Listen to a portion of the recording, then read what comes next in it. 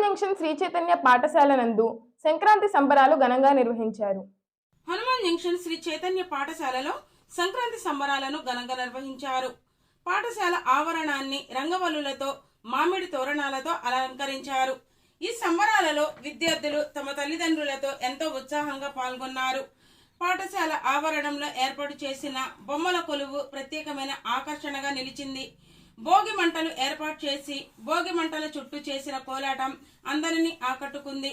ఈ కార్యక్రమానికి ముఖ్య అతిథులుగా పెదపాడు మండల విద్యాధికారి నరసింహమూర్తి మరియు Ramana, Denduluru market yard chairman Appanadu Prasad, Pedapadu MPP Ratnakumari, Yesuraju, Appanaveedu sarpanch CH Jhansi, Appanaveedu MPTC G Ramaseetha పాల్గొని విద్యార్థులకు సంక్రాంతి శుభాకాంక్షలను తెలియజేశారు. సంక్రాంతి పండుగ ప్రాముఖ్యతను వివరించారు. అనంతరం విద్యార్థులకు భోగి పండ్లను పోసి ఆశీర్వదించారు.